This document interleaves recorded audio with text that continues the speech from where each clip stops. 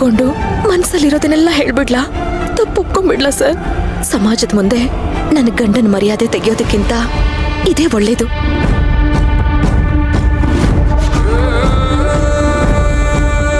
ನನ್ನ ಫ್ರೆಂಡ್ ಮಗಳು ಮೀರಾನ ಈ ಮನೆಗೆ ಯಾವ ಉದ್ದೇಶಕ್ಕೆ ಕರ್ಕೊಂಡ್ ಬಂದಿದ್ದು? ಯಾವತ್ ನೀನು ಡೈವರ್ಸ್ಗೆ ಅರ್ಜಿ ಕೊಟ್ಟಿಯೋ ಅವತ್ತೇ ಅವನ್ ನಿನ್ ಗಂಡ ಅಲ್ಲ.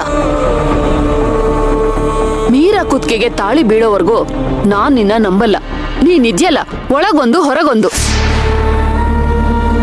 ನಾನ್ ನನ್ ಮೊಮ್ಮಗನ ಎತ್ತಿ ಆಡಿಸ್ಬೇಕು. ಮಧ್ಯದಲ್ಲಿ ನೀನೇನಾದ್ರೂ ನಾಟಕ ಆಡಿದ್ರೆ ನಾನ್ ಮಾತ್ರ ನಿನ್ನ ಸುಮ್ನೆ ಬಿಡಲ್ಲ. ಈಗ ನಾನೇನಾದ್ರೂ ಮಾತಾಡಿದ್ರೆ ಅರ್ಜುನ್ ಸರ್ ಇನ್ನೊಂದ್ ಮದ್ವೆ ಆಗಲ್ಲ.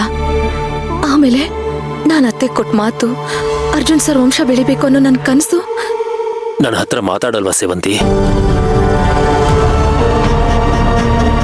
ಕೋರ್ಟ್ ಹಿಯರಿಂಗ್ ಇದೆ.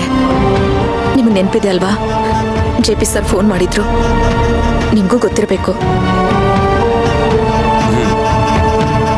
ಗೊತ್ತಿದೆ.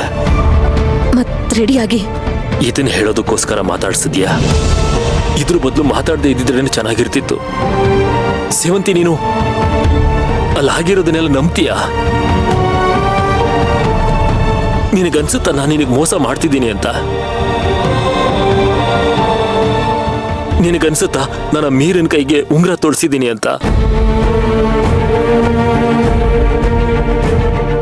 ಇಲ್ಲ, ಇವ್ರ ಮಾತಿಗೆ ನಾನು ಕರಗಬಾರ್ದು. ನಾನು ಗಟ್ಟಿ ಆಗ್ಬೇಕು. ಇಲ್ಲ ಅಂದ್ರೆ ಅಂದ್ಕೊಂಡಿದ್ದನ್ನ ಸಾಧಿಸೋದಕ್ಕಾಗಲ್ಲ.